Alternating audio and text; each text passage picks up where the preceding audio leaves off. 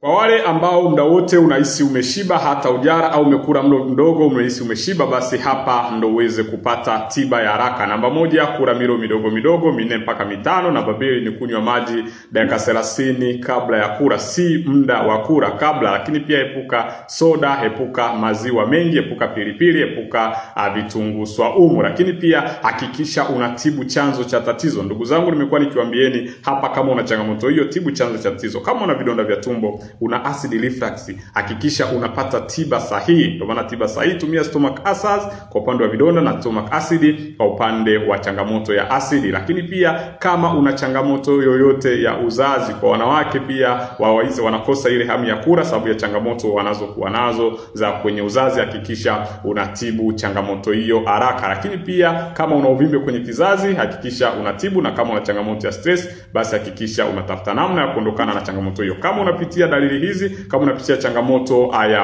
kuhisi muda wote umeshiba, wasiliana na Dr. Jimmy leo kupata msaada zaidi.